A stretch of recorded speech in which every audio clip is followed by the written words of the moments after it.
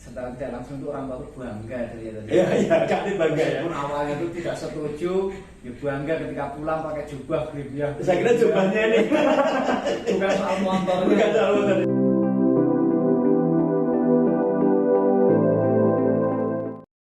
Selamat malam Bruder. Selamat malam Bu Dereko. Bagaimana kabarnya pada malam Kabar ini? baik, sehat. Luar biasa. Ya. Senang sekali kalau saya Bruder bisa berjumpa dengan Bruder pada kesempatan malam hari ini. Kalau mengingat kembali Bruder, saya tuh berjumpa dengan Bruder itu kalau tidak itu tahun 2003. Saat itu saya masih kelas 1 SMP di Sukaraja. Waktu itu Bruder bawa kamera dengan tas ranselnya. Mungkin waktu itu Bruder bertugas di yayasan ya waktu itu ya. Sudah di yayasan ya. Yayasan terus difoto 3 tahun 4 tahun kemudian wajah saya itu terpampang di buku Kebruderan. Waktu itu judulnya buku Kebruderan, warnanya kalau nggak itu oranye atau kecoklatan ya. Oranye kecoklatan. Wajahnya masih dekingan. Suatu ketika tahun 2008 saya berjumpa lagi sebagai calon Bruder FIC dan bertemu dengan pribadi ini. Kalau boleh tahu Bruder, nama panggilan, nama lengkapnya asalnya dari mana, biar teman-teman, Bapak Ibu yang belum kenal bisa mengenal lebih dekat Bruder. Ya, terima kasih Bu Dereko. Nama lengkap saya Theodorus Suwaryanto, tapi nama beken saya Theorianto, supaya lebih mudah untuk memanggil ya. Tapi sebenarnya nama Rianto itu juga nama kampung. Jadi kalau di kampung saya orang memanggil saya pasti Rianto. Kalau Theo tidak ada yang tahu. Lalu saya asalnya dari Desa Semen, Paroki Salam, jadi 5 kilo dari Buderan Muntilan. Tidak jauh dari sini. Bruder Theo. Kan kadang kalau di FIC itu lebih dikenal dengan Bruder Theo ya. Theo. Jadi yang Bapak Ibu guru yang ada di Pangutiluhur ataupun Bapak Ibu yang mungkin di wilayah Muntilan dan sekitarnya pasti sudah kenal karena beliau sudah lama tinggal di Muntilan juga Bruder. Iya, betul. Sebagai rektor SMA Pandit, tapi juga sebagai kepala asrama SMA Pandit waktu itu ya. Baik. Bruder Theo pada kesempatan ini sedang melakukan kunjungan atau visitasi di komunitas-komunitas luar Jawa. Iya, betul. Sumatera, Kalimantan. Di Jakarta juga Bruder ya? Di Jakarta hanya di institusi SLB di Pangutiluhur, tapi kemudian ke Muntilan, Boros, Dayu, Giri, Woyo, dan Wedi terakhir Bruder. Jadi Bruder Theo ini sejak tahun berapa Bruder bertugas di Belanda itu Bruder ya? Saya bertugas di Belanda sejak tahun 2012. Tetapi saya baru bisa datang ke sana tahun 2013 karena untuk mengurus izin tinggal membutuhkan waktu. Berarti sejak tahun 2013 tinggal di Belanda sebagai anggota Dewan Umum. Iya. Untuk periode yang pertama 2012-2018 menjadi anggota Dewan Umum dan fungsinya sebagai bendahara umum secara formal karena ada bendahara eksekutif benar. Lalu untuk periode yang kedua saya anggota Dewan Umum dan berfungsi sebagai vikaris atau wakil pemimpin umum dan masih merangkap untuk bendahara umum. Baik. Ya. Jadi menjadi kesempatan istimewa pada kesempatan ini bisa berjumpa dengan Bruder Theo yang sedang melakukan kunjungan visitasi ke komunitas-komunitas Bruder FIC di luar Jawa Tengah dan DIY, dan ini menjadi kesempatan yang baik juga bagi teman-teman untuk mengenal lebih dekat siapa Bruder Theo, nanti karyanya seperti apa, lalu ada banyak talenta-talenta yang dalam Bruder Theo yang nanti akan kita kumpas tuntas pada malam hari ini. Bruder, ketika Bruder masuk di kongregasi Bruder FIC tentu ada yang melatar belakang kita. Flashback gitu ya. Boleh. Jadi kita sudah berbicara terkait dengan tugas yang saat ini, tapi kita akan kembali sebentar melihat perjalanan panggilan Bruder supaya teman-teman muda ini juga terinspirasi dari sejarah panggilan singkat Bruder dari SPG dulu ya. SPG masuk ke Bruder FIC. Mungkin ada yang latar belakangi atau ada peristiwa-peristiwa penting, peristiwa-peristiwa unik yang sehingga memunculkan ataupun menumbuhkan benih panggilan dalam diri Bruder. Terima kasih Bruder. Sebenarnya nggak ada peristiwa unik, nggak ada peristiwa istimewa ya, peristiwanya biasa-biasa saja. Itulah anehnya ya, panggilan itu tidak selalu harus dengan peristiwa-peristiwa yang unik, yang istimewa. Waktu kelas 3 SPG Funded, saya merasakan, saya mengenal seorang buder kepala sekolah ya, di SPG Funded, dan buder itu buder efisien tentu saja, buder kita ya, orangnya cerdas, ramah, tidak gampang marah, humble ya. Dan waktu itu ada keinginan kok orang itu menarik ya, kok orang itu kok bahagia, orang itu kok nggak pernah marah, cerdas ya. Lalu saya ingin seperti itu ya. Sebagai remaja kan pengen punya idola ya, punya idola yang seperti itu. Tapi itu tentu saja motivasi yang kedua. Yang pertama sebenarnya waktu retret ya, di kelas 3, sebenarnya kelas 3 mau naik kelas 3 SPG Funded itu, saya merasa dalam pengalaman hidup saya bahwa secara subjektif saya merasa kurang dicintai atau kurang kasih sayang dari orang tua, dan itu pengalaman yang tidak membahagiakan ya. Tapi itu subjektif dari saya, tentu orang tua saya sangat menyayangi saya, tapi saya merasa kurang kasih sayang. Lalu saya berpikiran dan juga saya melihat bahwa kalau orang muda kurang kasih sayang tentu juga kurang bahagia dan tidak bisa berkembang secara optimal. Oleh karena itu saya ingin mencintai orang muda, saya ingin mengasihi orang muda supaya orang muda itu juga mengalami kebahagiaan dan bisa berkembang secara optimal. Lalu saya lihat jalan yang saya lihat waktu itu yang menjadi buder revisi, karena dengan menyerahkan diri secara total, lalu saya bisa menyerahkan hidup saya untuk mengasihi orang muda. Dan buder revisi berkecimpung dalam dunia orang. Iya, betul sekali, karena buder revisi berkecimpung mendampingi dan membimbing orang-orang muda. Jadi lebih pada adanya kefiguran, ada tokoh yang menarik sehingga apa ya, istilah orang Jawa itu ada witing tresno jalanan. Iya, betul. Karena sering melihat, sering berjumpa, terus wah kok budernya baik, ramah, rendah hati, dan pintar, inspirasi. Kalau saya mengenal beberapa buder itu juga menjadi buder itu karena juga ada tadi sama seperti buder tadi ya, tertarik karena ada figur yang mungkin diidolakan, entah kepala sekolahnya atau gurunya, guru tadi. Terus ada tumbuh dalam diri panggilan demi panggilan tadi. Baru juga menarik sekali tadi buder mengatakan bahwa dalam keluarga merasa ya, tadi saya soal perasaan pribadi perasaan pribadi saya itu tidak dicintai, tetapi justru dari situ menumbuhkan benih panggilan. Tapi sekarang itu berbeda loh. Kalau sekarang itu kadang orang yang tidak merasa dicintai itu apa mau jadi budur itu malah lebih susah. Karena saya sudah tidak mau dicintai, maka saya ingin mencari bagaimana saya akan dicintai oleh orang lain. Ini kan pasti seperti yang bukunya Buder Teo ini ya, bersyukur itu indah. Kesulitan-kesulitan untuk bersyukur, betul. Adanya tidak menerima diri dalam keluarga mungkin kurang dicintai tadi. Sehingga tidak menemukan keindahan dalam diri dan mencari keindahan di tempat lain. Kalau Buder tadi mencari keindahan ataupun kebermaknaan itu dengan mengabdikan diri. Betul. Terlibat dalam karya komunikasi. Betul. Baik, Buder. Ketika Buder mengutarakan hal itu, pernah nggak Buder mengatakan bahwa saya itu nggak dicintai loh, Pak? Saya itu nggak dicintai loh, Pak. Kenapa kok saya dibedakan atau kurang kasih sayang kepada orang tua? Pernah saya sampaikan itu kepada orang tua? Tentu pernah ya pada proses untuk mengenali diri lebih dalam supaya saya juga tidak merasakan bahwa saya kurang dikasihi, karena itu kan subjektif dari diri saya. Dan tadi sudah saya katakan bahwa orang tua pasti menyayangi saya, mencintai saya dengan cara mereka. Maka kalau saya pernah bertanya memang apakah bapak ibu saya atau bapak simbol saya itu mengasihi saya atau tidak, tentu jawaban mereka saya mengasihi anak-anak semua sama sesuai dengan kemampuan orang tua. Caranya yang berbeda. Mungkin karena saya juga lahir prematur, berbeda sendiri dengan yang kakak dan adik-adik saya. Lalu karena karakter saya yang berbeda itulah mungkin lalu saya juga merasa berbeda tadi. Tapi sebenarnya orang tua mengasihi saya. Kalau tidak akan menjadi seperti sekarang ini ya. Ya kadang kan ya kita dilahirkan, kita di apa ya, ada seperti ini ya karena bukti cinta Tuhan lewat orang tua.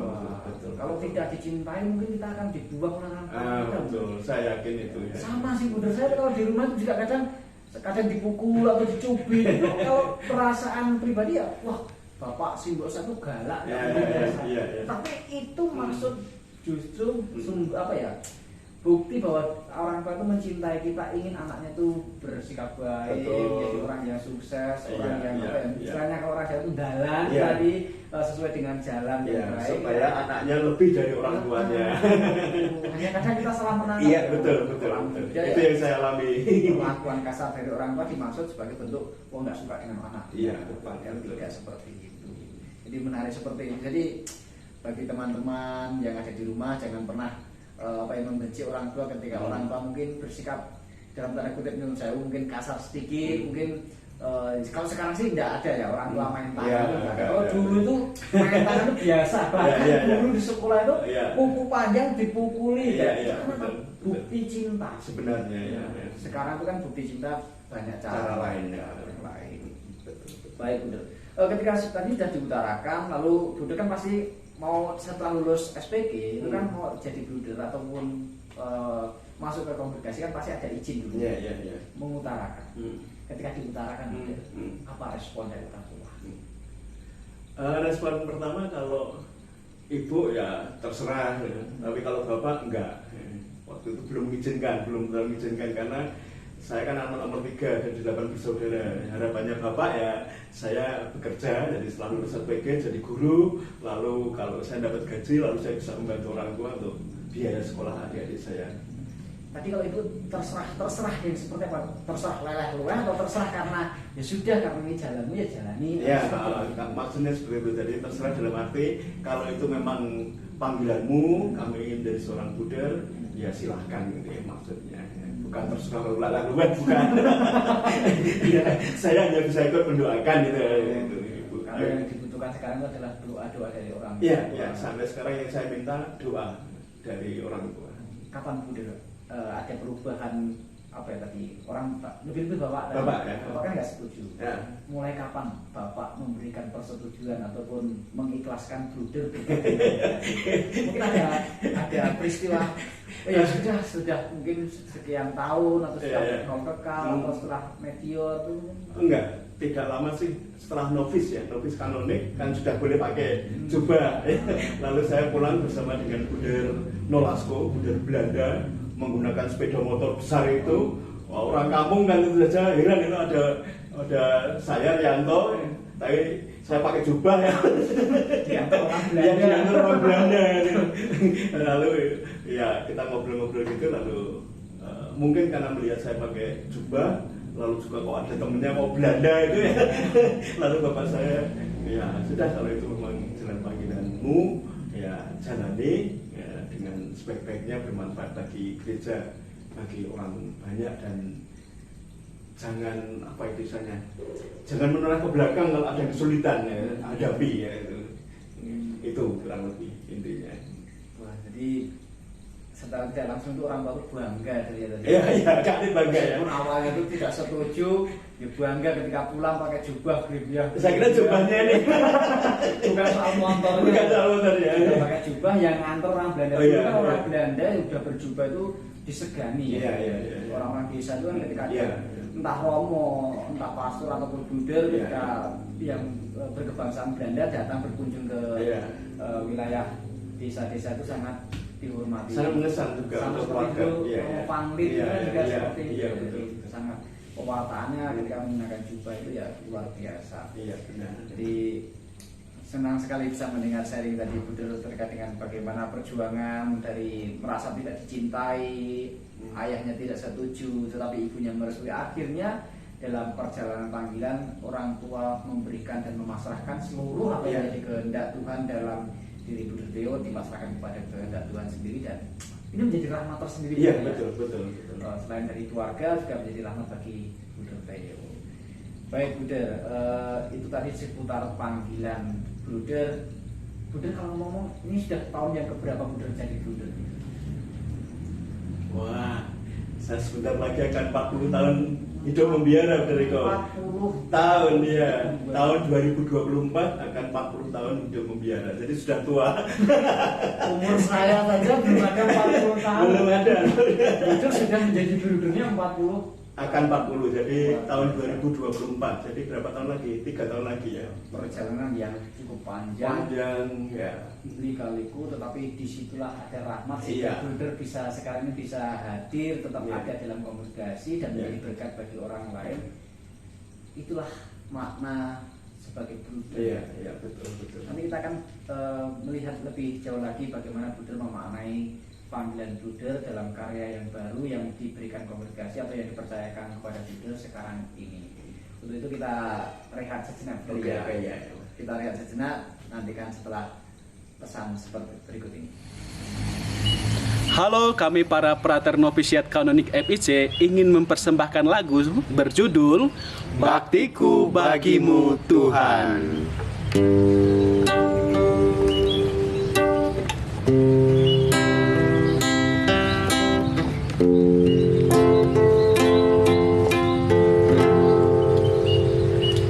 Setiap hari, setiap waktu ku rasakan kasih-Mu dalam hidupku. Bersama-Mu dalam kasih Allah, wujudkan hidup kerasulan. Hati terketuk di dalam panggilan untuk menjadi pelayan sabda-Mu. Pakailah hidupku jadi alat-Mu untuk bekerja di ladang-Mu. Baktiku bagimu Tuhan, baktiku bagimu sesamaku,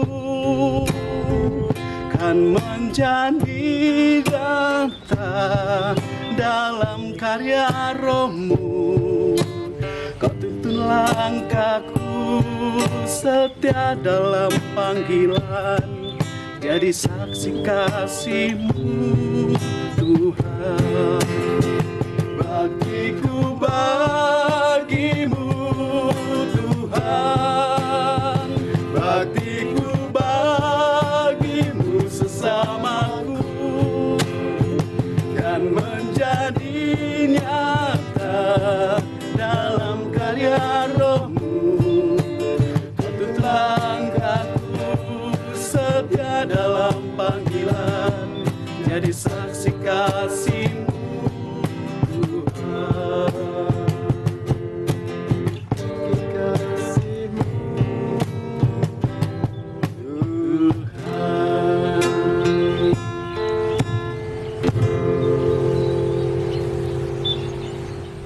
Ya, tadi kita sudah menyaksikan penampilan dari para frater novisiat kanonik. Oh, iya, Jadi betul. orang-orang muda sekarang itu energik, penuh dengan semangat dan banyak talentanya. Inilah kreatif, aset kongregasi ya. saat Iya, ini, betul, betul ya. betul. Kita dukung, kita doakan semoga para frater tadi Amin, ya. tetap setia, tetap tekun dalam menjalani proses. Lebih-lebih di novisiat kanonik ini istilahnya novisiat padang gurun ya. Iya. Banyak mengolah hidup rohaninya dalam keheningan. Betul. Nah, kita lanjut lagi Budara, Iya. bincang-bincang kita pada malam hari ini. Tadi di awal kita sudah menyampaikan terkait dengan tugasnya sebagai anggota Dewan Umum dan sekarang menjadi wakil Dewan Pemimpin Umum ya, Bro, ya. Bruder, ketika Bruder Theo diberi tugas atau dimandati oleh kongregasi untuk menjadi wakil Dewan Umum, Pemimpin Umum, bagaimana perasaan Bruder? Dreko, jadi jadi anggota Dewan Umum itu kan mulai dengan kapitel umum ya. Jadi seperti Dreko ketahui, kapitel umum adalah kapitel yang diselenggarakan setiap 6 tahun sekali dalam kongregasi kita, dan dalam Kapital itu selain membahas hal-hal yang perlu dibahas, didiskusikan menjadi suatu policy atau suatu kebijakan, ya, salah satunya juga memilih anggota Dewan Umum, pemimpin umum, vikaris, dan seterusnya. Nah, tentu saja di sana dibutuhkan ketersediaan, kesiapsidiaan seperti dalam konstitusi kita bahwa setiap buder siapapun, ya, kalau sudah memenuhi syarat tentu saja untuk menjadi anggota Dewan Umum itu tentu saja dituntut, diharapkan kesiapsediaan. Nah, tentu kesiapsediaan itu tidak selalu mudah ya, teoritis gampang, tapi dalam praktik tidak mudah ya kesiapsediaan. Nah, jadi ketika yang pertama menjadi anggota Dewan Umum tahun 2012, dalam tanda kutip saya sebenarnya menyediakan diri. Karena apa? Karena tahun 2000 itu kapital umum di Ghana, usia saya masih 34 atau 30 berapa ya, masih di bawah 40. Waktu itu saya dalam kapital umum sudah dipilih untuk menjadi anggota Dewan Umum. Tetapi saya terlalu muda, saya belum punya banyak pengalaman tentang kongregasi, tentang hidup religius dan seterusnya. Maka saya ada ketakutan, ada kecemasan, dan saya tidak berani mengatakan iya. Dan itu lalu kemudian waktu itu rapat sampai deadlock 1 hari. Kami yang delegasi Indonesia harus mencari pengganti, siapa penggantinya begitu. Karena 2 yang waktu itu dipilih tetapi belum siap, atau karena masih dibutuhkan di Indonesia. Yang pertama adalah Buder Martin Handoko. Beliau akan jadi rektor di Unika Sugio Pranoto, dan saya sendiri masih terlalu muda. Nah, di tahun 2012 saya semacam apa ya, kayak nebus ya. Aku dulu pernah kayak mengecewakan kongregasi, diberi kesempatan kok saya tidak bersedia atau belum bersedia karena saya belum banyak pengalaman dalam hidup religius, saya belum tahu secara mendalam mengenai kongregasi EPIC dan seterusnya secara internasional ya. Untuk provinsi Indonesia saya tahu tentu aja ya, karena sudah 30 tahun lebih usia saya. Tetapi untuk kongregasi secara keseluruhan saya belum banyak tahu secara mendalam. Karena itu ya, tahun 2012 saya sudah boleh berkarya di Indonesia cukup lama di Yayasan Pangutiluhur, kepala kantor. Lalu kalau kongregasi memang membutuhkan saya untuk menjadi anggota Dewan Umum, saya menyediakan diri. Nah, itu yang periode pertama, benar Eko. Nah, yang periode kedua tahun 2000 itu kan 2012 sampai 2018. Nah, 2018 ada kapital umum lagi di Belanda ya, di Nekam. Nah, lalu waktu itu saya masih diminta kesanggupannya untuk menjadi anggota Dewan Umum. Saya pikir-pikir sebenarnya saya sudah ingin pulang.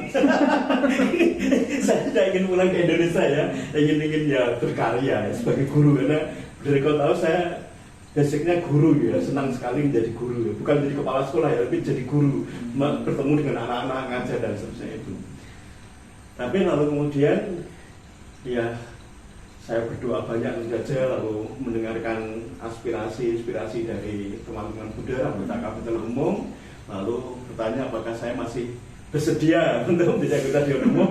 Lalu saya jawabnya ya, kalau Buddha masih mempercayai saya untuk menjadi anggota Dewan Umum, dan kemudian juga kalau itu memang kehendak Tuhan, ya saya bersedia. Jadi kesempatan itu kan seringkali kesempatan hanya datang sekali, tetapi kalau dari refleksi ini adalah kesempatan datang untuk kedua kali bagi mereka yang tekun dan setia, betul ya? Iya, betul, tekun dan setia dan sabar juga mungkin. Kalau kesempatan itu datang sekali itu bagi mereka yang tidak tekun dan setia. Ternyata kalau berdetail tadi tahun 2000 diberi kesempatan, belum siap, ternyata tetap tekun menjalani proses dalam panggilan ini, diberi kesempatan oleh Tuhan yang kedua kalinya, dan saya siap Tuhan untuk melangkah. Jadi tadi istilahnya Buddha tadi menebus menebus kekecewaan. Iya, saya merasa bersalah juga waktu itu, tapi yang luar biasa Buddha ya. Jadi 2 periode. Lalu Buddha, apa sih Buddha tantangan yang paling besar di dalam tugas pokok sebagai seorang wakil Dewan Umum melihat dengan jumlah bruder yang banyak, dengan provinsi yang banyak dan tidak satu ras ya bruder kita. Kita kan dari Amerika, dari Afrika, Belanda, lalu kita di Indonesia. Melihat keragaman dalam segi budaya maupun suku bangsa ini, bagaimana bruder melihat menyatukan, ini kan kita harus bersatu ya. Kan ini kan kita dipanggil untuk bersekutu, membentuk persekutuan kerasulan dan persaudaraan. Bagaimana usaha-usaha Dewan Umum khususnya Buder untuk menyatukan anggota-anggota dari berbagai suku bangsa ini. Ya, Buder Eko, terima kasih. Saya sebelum jawab itu akan menyampaikan bahwa di Dewan Umum itu yang paling pokok adalah pemimpin umum tentu saja ya, gitu, dalam konstitusi juga. Penasihatnya itu ya betul-betul menasihati, mensupport, mendukung kebijakan-kebijakan atau apa yang dipikirkan oleh pemimpin umum, juga dalam kerangka melaksanakan keputusan-keputusan kapital umum. Tetapi kami selama 2 periode ini yang saya alami, kami melaksanakan kepemimpinan kami itu kolegial, jadi menyaudara. Jadi fungsi wakil pemimpin umum, bendahara, sekretaris, dan pemimpin umum itu hanya muncul ketika dalam fungsi organisatoris. Tapi dalam rapat kami kolegial. Jadi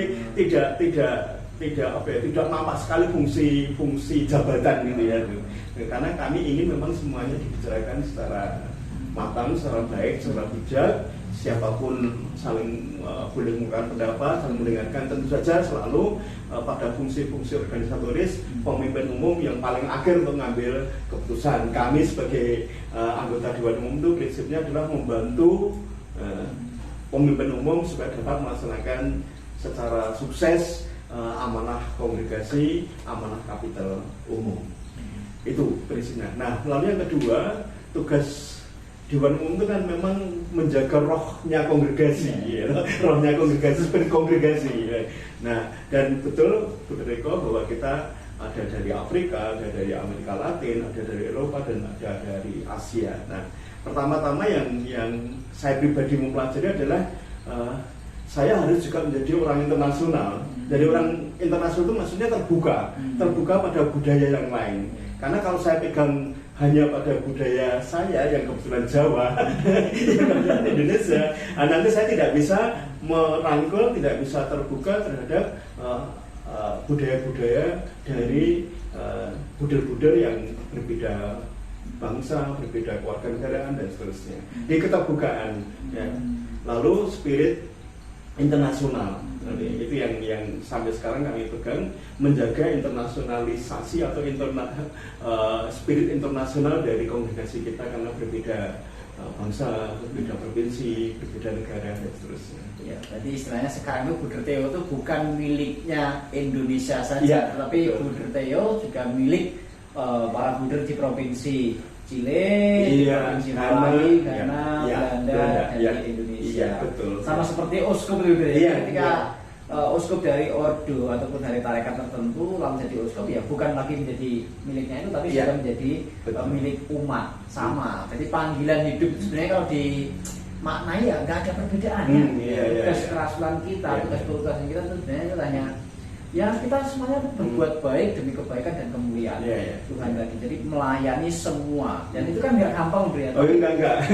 Itu adalah sesuatu yang membuat Buder itu kuat, semangat dan teguh dalam dalam menjalankan tugas keputusan ini. Apa sih trik ataupun yang menjadikan Buder aku ini sungguh-sungguh melayani, ada kesadaran dalam diri saya untuk melayani dan tidak ada merasa lelah. Kalau saya melihat kan Buder itu selalu energi di tengah kesibukannya sebagai anggota Dewan Umum atau wakil pemimpin umum, tetap energi dan aktif juga di media sosial karena salah satu pewartaan juga Buder. Iya, betul.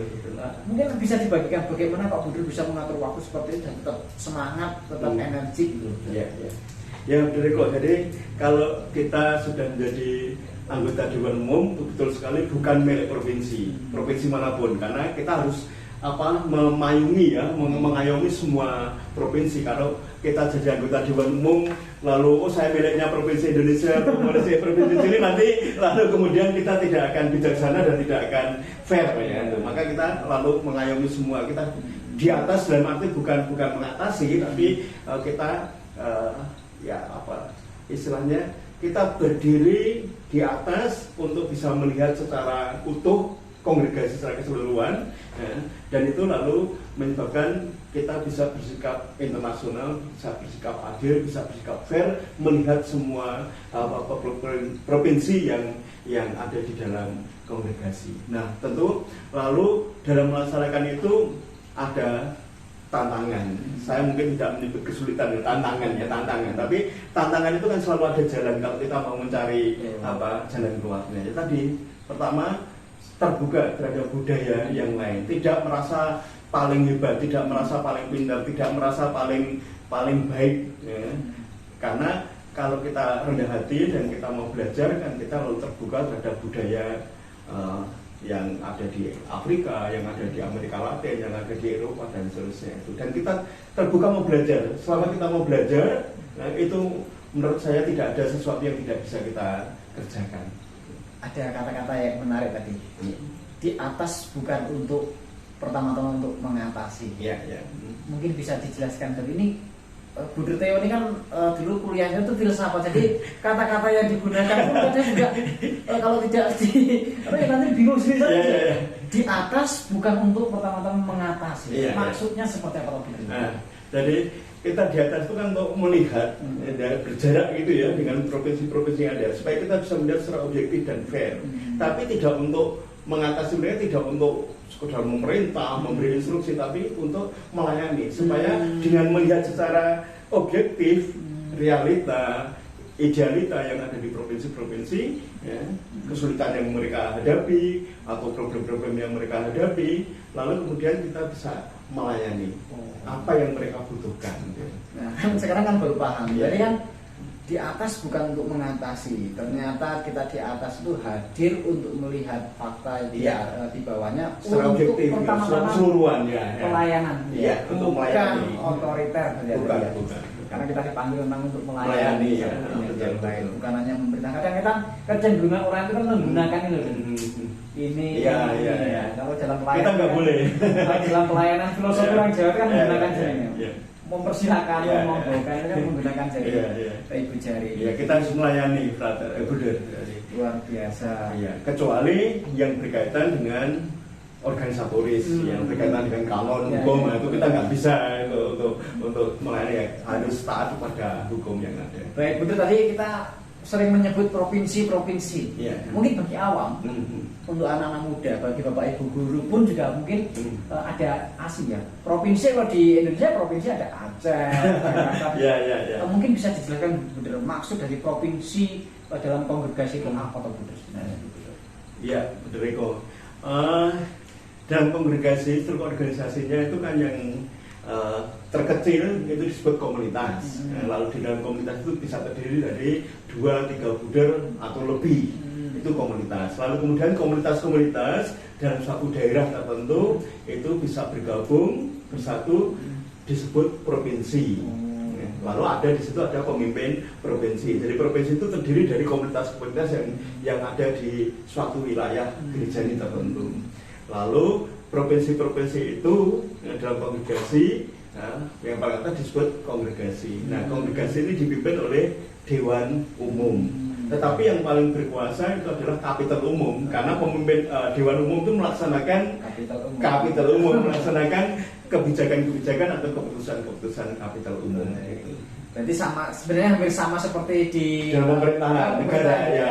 Ada kabupaten-kabupaten kumpul jadi satu menjadi provinsi. Provinsi-provinsi ada negara. Negara ada presiden, ada pemerintahan, lalu ada DPR, MPR. Nah, presiden MPR itu adalah kapitel umum itu. Nah, presiden kan melaksanakan amanat dari Dewan Perwakilan Rakyat. Ini semakin jelas. Jadi itulah ilustrasi yang kita pakai untuk menjelaskan di dalam kongregasi juga ada istilah provinsi. Mungkin Bapak Ibu guru, teman-teman muda sedikit asing ya. Mungkin disamakan provinsi Indonesia. Loh, Indonesia itu ada terdiri dari provinsi kok disebut provinsi Indonesia. Ya, provinsinya FIC ya. Baik, Buder. Itu tadi terkait dengan tugas Buder sebagai wakil pemimpin umum. Kita melihat sejenak Buder terkait dengan kondisi yang ada di Belanda. Kalau boleh tahu Buder, jumlah bruder-bruder asli dari Belanda yang dulu menjadi ibu kita, yang melahirkan banyak komunitas-komunitas orang tua kandung kita, sampai sekarang Buder, berapa jumlah brudernya? Buder Eko, kalau sekarang ini jumlah brudernya tinggal sekitar 35 ya. 35 dan yang termuda usianya 70 tahun. 70 tahun. Dan salah satu yang termuda juga Bruder Yos yang pernah tugas di Indonesia kemarin. Iya. 35. Padahal dulu itu kan dulu sampai 800-900 ya. 800-900 dan jadi misionaris banyak mengirimkan misionarisnya ke Indonesia, ke Afrika, ke China dan sebenarnya banyak. Sekarang tinggal 35 ya. Kalau boleh tahu, mengapa kok ada semacam pergeseran dalam hidup Habib? Kalau di luar negeri bukan hanya dialami oleh FIC saja, Iya. Kongregasi-kongregasi yang lain pun juga mengalami hal yang serupa seperti kongregasi FIC, CSA, LPP, Caritas. Kan sekarang kan misinya sekarang adalah provinsi-provinsi dulu yang pernah dirintis oleh para misionaris dari Belanda. Sekarang kita mengirim ke Belanda. Ya. Mengapa kok itu bisa terjadi seperti itu?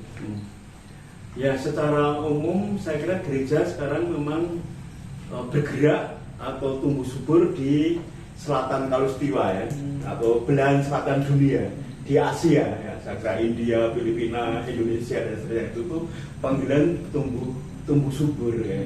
Sedangkan di belahan utara, dunia bagian utara itu makin tidak subur karena sekularisme ya, itu. Sedangkan di Asia dan bagian selatan dunia ini tumbuh subur karena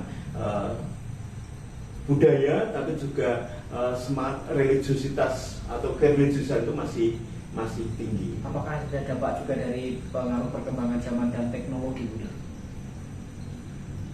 Bisa juga, tapi dalam arti tertentu juga karena yang saya tahu ya, orang Eropa itu prinsip kemanusiaannya lebih tinggi, jadi sosial kemanusiaannya lebih tinggi. Jadi ritualitas agama. Ritualitas agama. Jadi mereka untuk berjiwa sosial, untuk berbagi, bekerja sebagai volunteer di Afrika, di Amerika Latin itu banyak orang-orang muda berjalan ke sana. Tapi ini karena semangat kemanusiaan, sosial kemanusiaan. Jadi tidak lagi didorong atau dimotivasi oleh semangat keagamaan, tapi lebih kemanusiaan itu tinggi kalau di Eropa. Jadi ritus-ritus keagamaan itu ditinggalkan. Iya. Gereja, yang kosong. Iya, betul. Lalu kalau bisa diartikan kadang juga kalau saya menangkap ya lebih pada aplikasi dari penghayatan iman mereka. Kita dengan cara yang berbeda, ritual-ritualnya ditinggalkan, tapi prinsip kemanusiaan, cinta kasih, berbagi dan sebagainya masih tinggi. Dulu kan juga di provinsi Belanda, ibu kandung atau orang tua kandung kita kan banyak karyanya. Sekarang kan kalau melihat jumlah brudernya aja tinggal 35 dan yang termuda usia 70 tahun. Tentu banyak sekali karya yang sudah sudah diambil alih oleh negara atau pemerintah atau oleh swasta. Kalau sekarang boleh tahu kira-kira karya apa yang masih dikelola oleh para bruder di Belanda itu? Ada enggak? Ya ada, tapi jangan bayangkan seperti karya di Indonesia ya. Karya utamanya saya kira bruder-bruder yang sepuh yang ada di Biat, rumah induk kita. Itu berdoa, karya kerasanya dan jadi mendoakan kita provinsi-provinsi dan juga para bruder agar subur panggilannya, berkarya dengan baik dan seterusnya. Lalu ada satu bekas rumah induk kita, rumah pertama kita, itu namanya Red Lion atau rumah merah, singa merah. Itu ada karya khusus untuk membantu orang-orang jompo, orang-orang yang kesepian, orang-orang tua kesepian atau orang-orang yang disable, yang cacat ya dikatakan, itu lalu dikumpulkan di sana ya untuk diajak ngobrol, latihan menyulam, melukis dan seterusnya supaya mereka masih menemukan kebahagiaan, masih ada orang yang memperhatikan, masih ada orang yang menyayangi, itu di situ. Lalu di Den Haag itu ada karya bersama dengan pihak lain, itu mengumpulkan orang-orang yang tidak punya rumah, homeless, lalu juga orang-orang yang di jalanan. Itu dikumpulkan, dikasih makan, ada ibadat, ada istilahnya pelayanan kesehatan dan seterusnya. Lalu juga masih ada menangani refugee atau apa itu refugee bahasa Indonesianya? Kiara Romani itu bukan refugee. Itu orang yang lari dari negaranya. Oh, imigran. Maaf banget. Imigran atau apa lagi imigrannya itu ya, pokoknya orang yang lari dari negaranya untuk mencari kehidupan yang lebih baik atau karena situasi politik, karena perang dan seterusnya. Itu ada yang satu komunitas kami kita yang membantu imigran dari Afghanistan yang secara politik mengalami situasi yang tidak bagus, dan juga untuk bisa tinggal di Belanda juga mengalami kesulitan. Maka lalu ada 2 buder kami yang membantu menampung mereka, tapi juga mengusahakan agar secara legal bisa tinggal di Belanda. Itu beberapa contoh karya yang masih dilakukan di Belanda. Berarti lebih ke karya sosial, pelayanan sosial. Karya sosial. Kalau pendidikan sudah tidak ada, sudah tidak punya. Sekolah-sekolah sudah diberikan ke negara atau sudah ditangani oleh swasta. Berarti kita sudah tidak punya karya pendidikan. Sudah tidak ada. Pembinaan orang muda pun juga sudah tidak ada. Jadi beralih dari dulu misinya adalah pelayanan pendidikan dan pembinaan iman Kristiani orang muda, sekarang beralih ke panti sosial. Istilahnya di Indonesia panti perda gitu ya. Tadi yang lebih pastoral sosial ya. Jadi ya kita berharap banyak di Indonesia ini kan perkembangan untuk karya pendidikan berkembang pesat, dan kita rawat lah apa yang sudah dirintis oleh para pendiri kita, karena misi pertama adalah pembinaan iman Kristiani orang muda, biar kita tidak kehilangan rohnya. Betul. Baik Buder, banyak cerita dan kita sudah ketahui bersama bahwa karya sosial ataupun karya pelayanan para Buder FIC di negeri Belanda sekarang hanya tinggal 2. Dulu kita pernah berjaya di luar negeri atau di Belanda dengan banyak sekali karyanya. Sekolah-sekolah yang terkenal, bahkan buku-buku juga buku-bukunya menjadi buku yang dipakai oleh sekolah di sana dulu.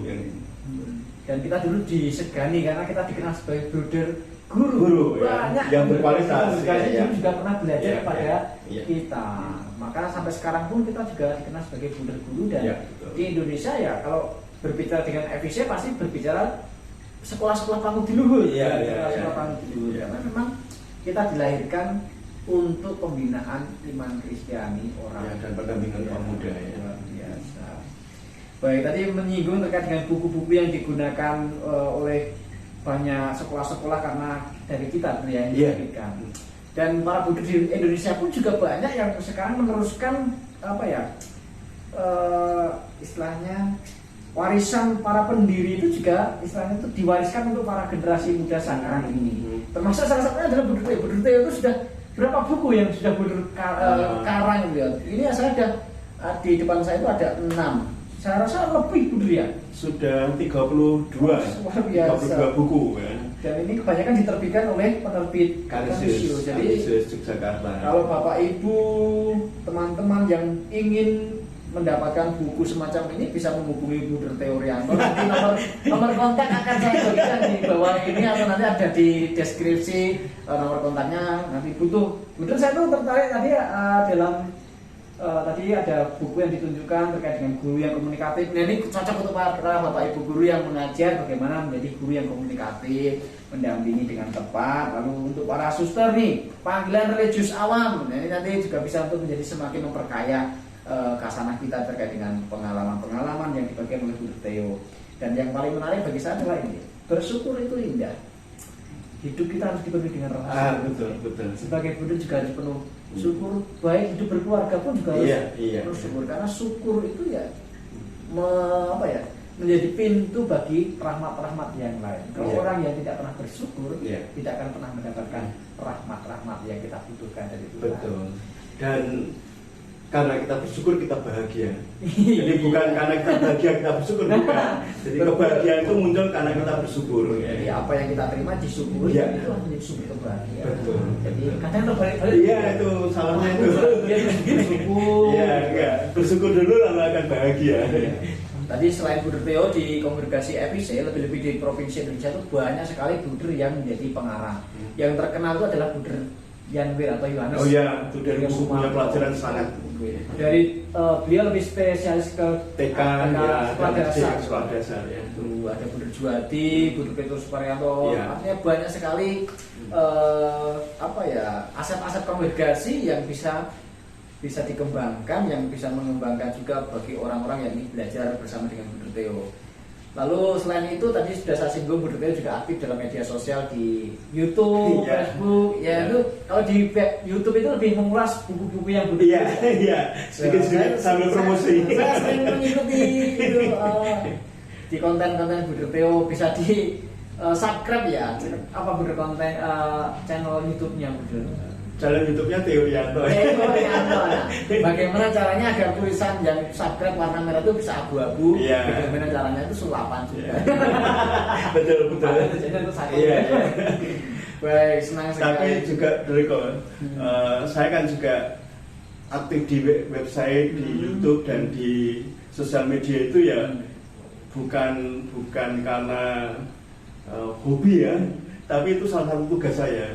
Jadi salah satu tugas saya sebagai anggota Dewan Umum kan jaga website, juga menerbitkan majalah gratis FIC, lalu Facebook dan YouTube itu dan juga website itu lebih banyak juga untuk mewartakan nilai-nilai kongregasi FIC supaya semakin banyak dikenal oleh orang muda, oleh banyak orang Katolik. Istilahnya itu berbuat baik itu penting, tetapi mewartakan kebaikan itu sangat penting. Iya, betul. Biar semakin diketahui bahwa kita mempunyai karya baik. Kalau nggak pernah diwartakan, bagaimana orang tahu? Betul, saya setuju. Dan sekarang di zaman era teknologi ini sangat efektif sekali.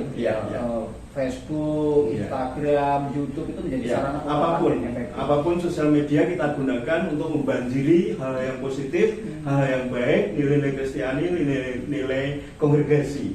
Karena orang muda itu kan dunianya kan dunia digital, dunianya dunia sosial media. Nah, bagaimana kita kongregasi atau para Buddha itu bisa membuat jembatan bisa masuk ke mereka. Nah, satu-satunya jalan dalam tanda kutip adalah sosial media kita. Bagi para religius itu sekarang itu tidak lagi alergi terkait dengan media, karena itu menjadi salah satu pewartaan juga. Tetapi kita memang harus hati-hati, jangan sampai kita terbawa arus. Secara positif menggunakannya. Sekarang teknologi itu kalau kita gunakan secara tepat itu ya membawa berkah. Iya. Tapi kalau tidak membawa masalah. Betul ya. Banyak manfaatnya, tapi juga ada mudaratnya. Iya, betul kok. Baik, Buder, diminum dulu Buder. Mari. Ya, ini harus juga ya.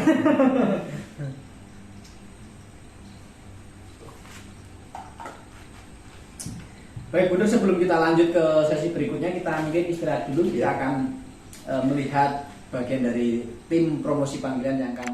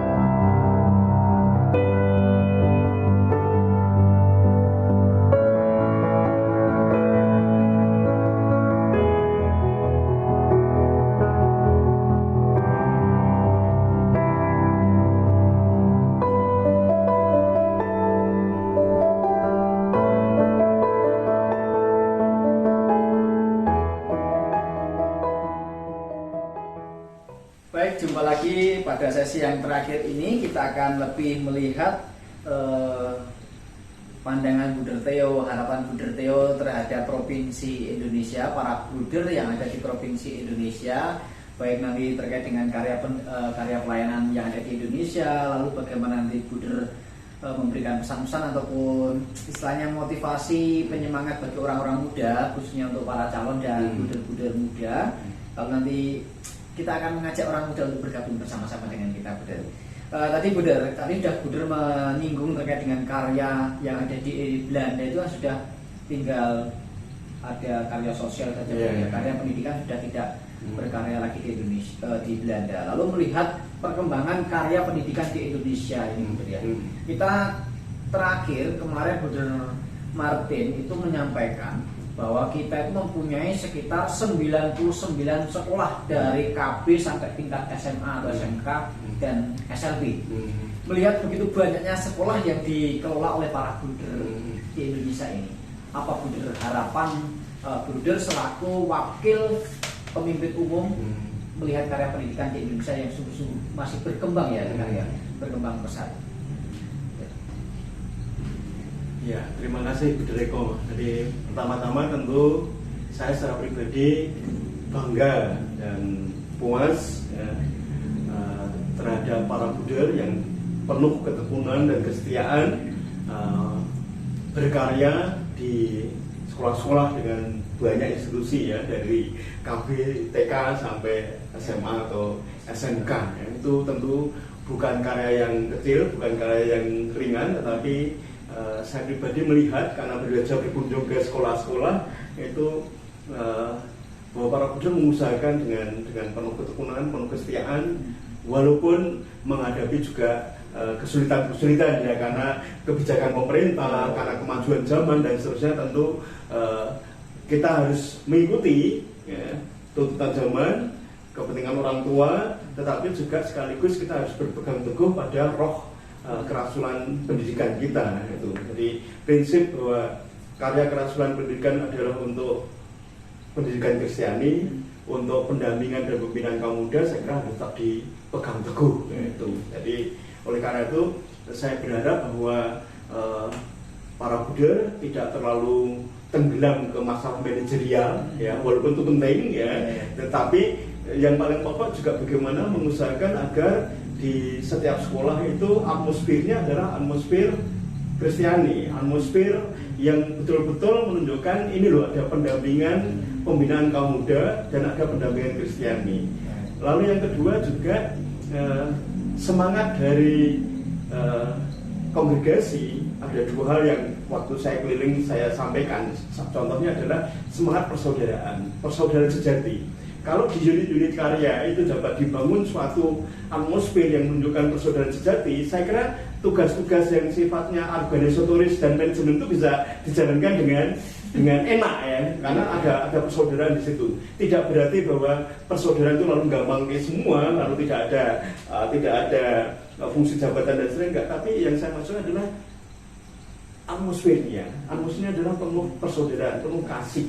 Karena Bu Bernardus kan mengatakan, atau kongregasi kita punya moto, persaudaraan sejati adalah ratunya kongregasi. Itu. Lalu yang kedua, dikatakan dalam konstitusi, tapi juga dari kongregasi dan pendiri kita mengatakan jangan pernah lelah berbuat baik kepada mereka yang miskin, lemah dan membutuhkan. Sekali kita meninggalkan mereka yang miskin, lemah dan membutuhkan, maka berkat untuk kongregasi akan makin hilang. Maka kalau saya diminta untuk menyampaikan ya pandangan tentang karya, saya puas secara pribadi, diusahakan dengan sangat baik. Saya kira sekolah-sekolah pamudulur sampai di luar kota Ketapang atau di daerah-daerah yang boleh katakan periferi atau pinggiran pun itu diusahakan dengan penuh ketekunan, penuh kesetiaan, dan kualitasnya itu boleh dikatakan terjamin. Saya kira kalau kita dengar pamudulur itu dari sisi kualitas itu oke ya, saya kira masih diminati hanya karena politik pendidikan atau karena perkembangan zaman, karena kebijakan pemerintah, kadang-kadang lalu kita memang menghadapi kesulitan-kesulitan. Dan tapi saya lihat para guru, para bruder teman-teman karyawan tuh semangat juangnya itu tinggi dengan penuh keturunan Kristen untuk menjaga, mengawal agar sekolah-sekolah kita itu tetap eksis.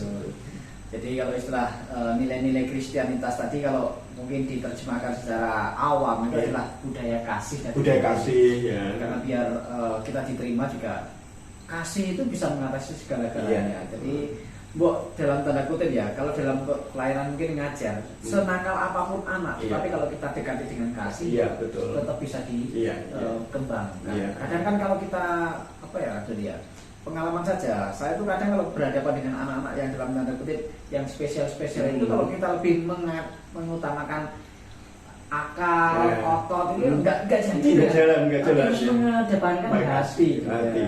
Kurang personalis ya, pada pribadi-pribadi. Sama juga dengan kita relasi dengan para bapak ibu guru ya harus mengedepankan persaudaraan dan kasih tadi. Lalu Bunda tadi menyinggung terkait dengan meninggalkan orang miskin. Bunda Bernard itu juga pernah mengatakan bahwa jangan sekali-kali meninggalkan orang miskin. Maka sekolah PAUD dulu sebesar ataupun sehebat apapun pasti tetap memberikan prioritas kepada orang-orang yang dalam tanda kutip tadi membutuhkan. Miskin bukan kadang juga dalam arti tidak ada finansial miskin perhatian.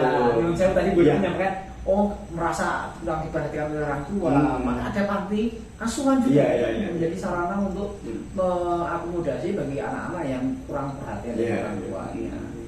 Lalu Bunda, saya betul tadi Bunda mengatakan orientasi kita bukan soal uang. Saya juga punya pengalaman seperti ini Bunda, bahwa ketika kita berorientasi pada uang malah kita banyak kehilangan. Dalam pelayanan para builder di sekolah misalkan, kita ngejar ingin target loh, kita akan mendapatkan keuntungan semacam ini sekian, malah kita tombok.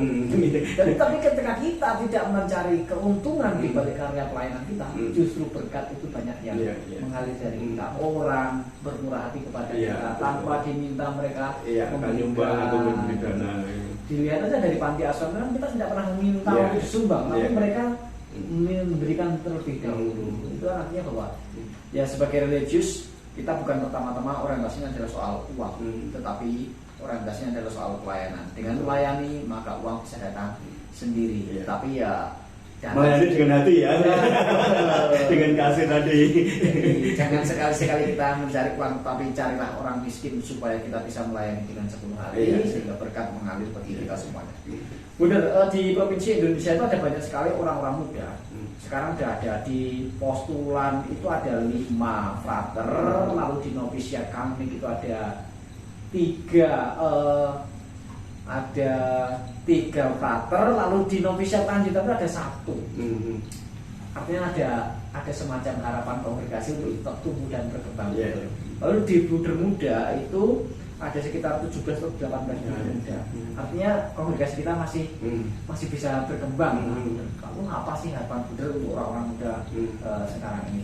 Begitu untuk para frater dan para ya, sebagai anggota Dewan Umum yang melihat kongregasi secara keseluruhan, memang secara umum kami berharap dan berdoa agar Provinsi Indonesia sebagai provinsi sulung, anak sulung kongregasi dan provinsi yang anggotanya terbesar, ya kami berharap dan meminta supaya Provinsi Indonesia juga semakin terlibat, dan memang sudah terlibat ya, mengirim buder-budernya ke Afrika, ke Chili, ke Belanda ya, ke Ghana dan Malawi ya.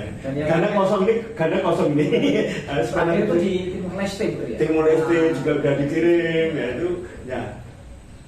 Selain itu tentu kami berterima kasih ya bahwa Provinsi Indonesia sudah ya mengirimkan misionarisnya ke negara-negara lainnya, ke Timor Leste, ke Malawi, ke Chili, ke Belanda. Ya, tapi juga ada tanggung jawab lain bahwa ini anak sulung ya, bagaimana ini orang tuanya sudah jadi ini tanggung jawab kongregasi dalam tanda kutip ya, itu membutuhkan keterlibatan lebih banyak lagi, komitmen lebih banyak lagi atau lebih besar lagi dari Provinsi Indonesia. Nah, karena sebagai anak sulung dan mau atau tidak mau, rela atau tidak rela kan dituntut banyak juga ya. Tentu provinsi yang lain juga kita minta kontribusinya bagaimana kita menyuburkan kongregasi. Tapi sekali lagi Provinsi Indonesia sebagai provinsi anak sulung kongregasi dan jumlahnya cukup besar.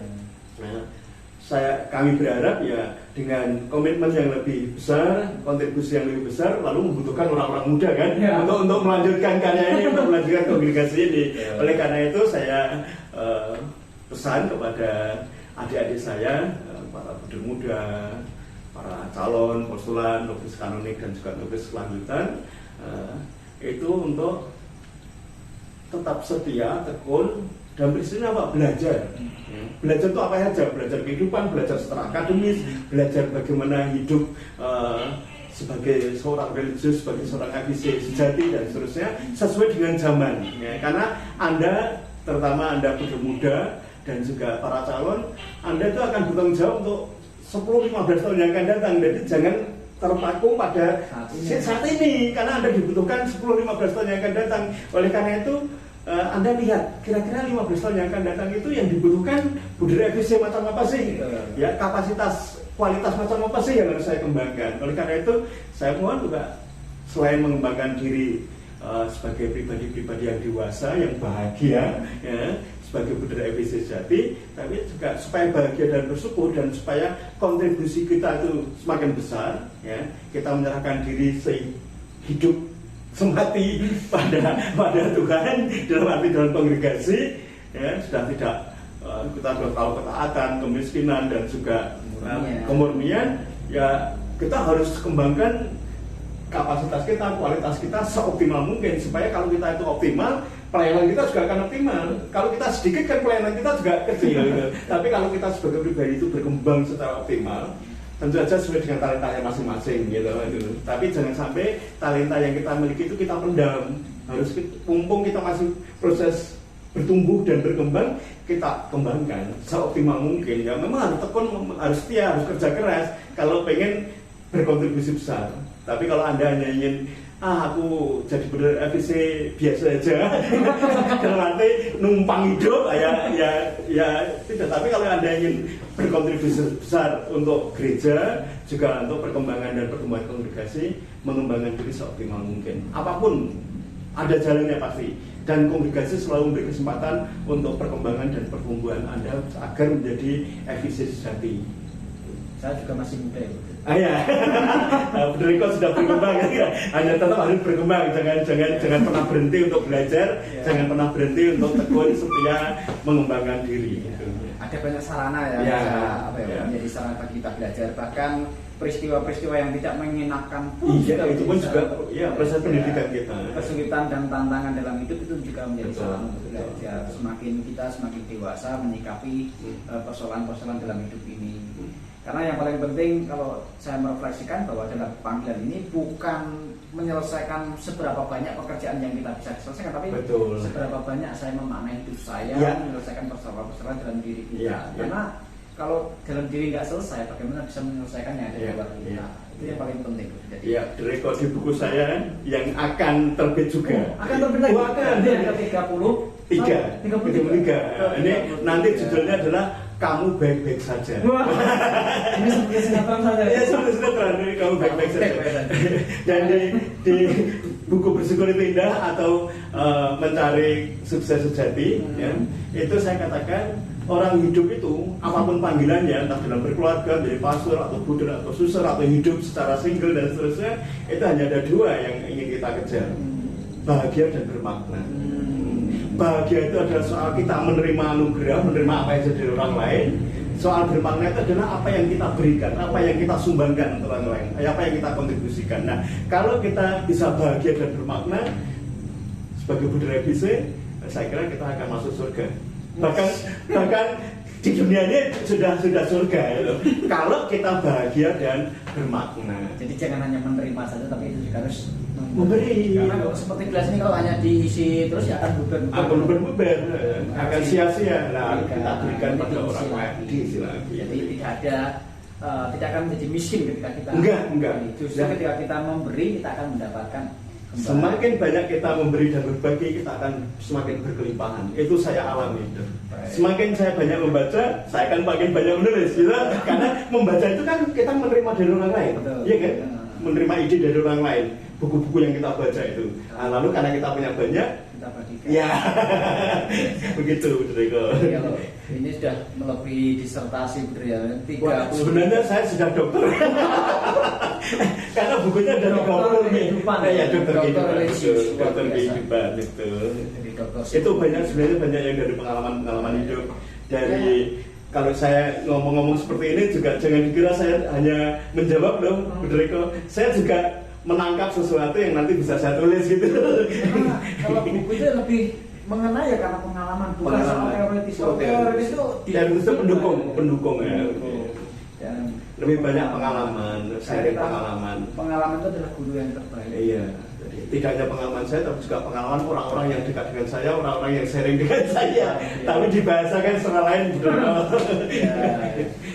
Baik, terima kasih Bu Dora. Ya. Ini yang terakhir Bu Dora. Ya. Ini kan di sekolah, di masyarakat, di gereja itu Ya. banyak sekali orang muda. Ya, ya. Dan kita harap bahwa karya kongregasi kita itu ada yang melanjutkan Ya, terus ya. sampai Tuhan mengendaki sampai kapan kita Ya. kan tidak tahu. Ya.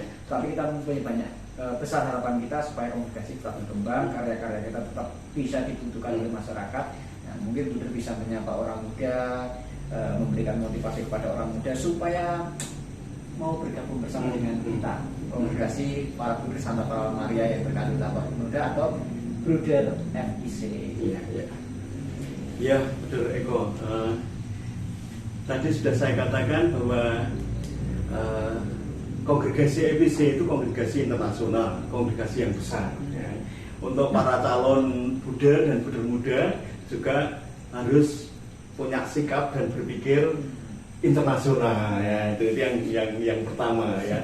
Berpikir internasional tidak berarti harus menguasai bahasa Inggris, tapi bahwa saya dipanggil tidak hanya untuk provinsi Indonesia, tapi untuk kongregasi. Jadi ada keterbukaan untuk kalau nanti dikirim ke Ghana, dikirim ke Malawi, ke Belanda, ke Chili dan seterusnya. Jadi supaya teman-teman muda juga tahu bahwa kami bukan kongregasi lokal, ya, bukan kongregasi jadi Indonesia, tapi kongregasi internasional atau disebut kongregasi kepausan.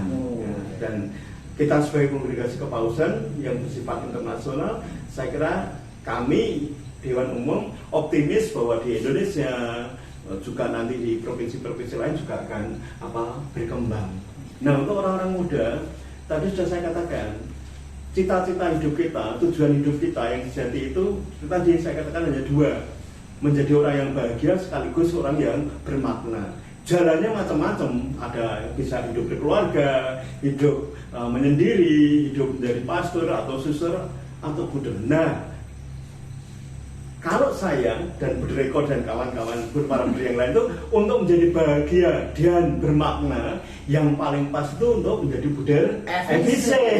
Karena apa? Karena FIC itu ya tadi kongregasi yang kepausan yang menyediakan diri, mempersembahkan hidup kami seutuhnya kepada Allah dan sama untuk mendampingi, mengasihi orang-orang muda. Nah, Anda yang orang-orang muda kalau ingin juga berjiwa muda dan nanti mau mendampingi dan membimbing orang-orang muda, silahkan Anda masuk ke menjadi Buddha FIC di kongregasi FIC yang tadi untuk menjadi bahagia dan bermakna, mengikuti pendiri kami, yaitu Monsignor Rutan dan Buddha Bernardus, yaitu sekali lagi pendampingan kaum muda, pendidikan iman Kristiani, dan kita punya prinsip-prinsip kasih, persaudaraan sejati, ya, dan melayani mereka yang lemah, miskin, dan membutuhkan. Dan itu banyak sekali. Tadi Buddha sudah mengatakan, miskin tidak hanya miskin finansial, miskin etika, miskin kasih sayang, ya, miskin kultur atau budaya, dan miskin-miskin yang lain. Dan itu membutuhkan perhatian kita, membutuhkan pendampingan kita. Ya, lebih-lebih sekarang di zaman ini, kami kongregasi FIC juga tidak tabu dengan sosial media. Anda bisa menghubungi kami dengan sosial media. Kalau ingin mengenal lebih dalam lagi juga Anda bisa membuka website kami, Brothers FIC, atau juga Buddha FIC. Ada Instagramnya juga Buddha FIC, ada YouTube-nya Buddha FIC, dan seterusnya. Jadi Anda yang ingin berkarya untuk gereja, untuk kemanusiaan yang dilandasi oleh kasih, ya, dan penyelamatan, silakan masuk ke kongregasi FIC. Anda pasti akan mengalami kebahagiaan dan kebermanfaatan hidup. Lalu untuk syarat-syarat menjadi Builder FIC tadi sudah pada tayangan yang kedua sudah kami sampaikan. Apa sih saja syarat-syarat untuk menjadi Builder tadi bisa disaksikan lagi. Lalu tadi sesuai judul buku Builder yang ke-33. Semoga kami yang ada di sana tetap baik-baik saja. Kita tunggu saatnya nanti datang bergabung bersama dengan kami yang ada di sini dan tetap menjadi baik-baik, bahagia dan bermakna. Oke, terima kasih Bu Tio atas kesempatan pengalaman sharing yang luar biasa sehingga menginspirasi, menguatkan, meneguhkan dan harapannya juga menarik bagi orang muda untuk bergabung bersama dengan kami. Lain kesempatan kita bisa berjumpa lagi Bu Tio. Terima kasih banyak atas kesempatannya dan tetap semangat dalam pelayanan sebagai wakil pemimpin umum di Belanda dan nanti ketika kembali ke Belanda sampaikan salam kami untuk para muda. Oh yang pasti akan saya sampaikan dengan senang hati. Terima kasih banyak. Orang-orang muda, cukup sekian untuk perjumpaan kita pada kesempatan ini. Semoga pada kesempatan ini menjadi kesempatan yang baik untuk menjadikan sarana bagi kita mengenal lebih dekat kongregasi Builder FIC. Tetap semangat, tetap bahagia dan kita tunggu jumpa lagi saat yang akan datang. Salam persaudaraan, tetap semangat dan jangan lupa bahagia. Terima kasih.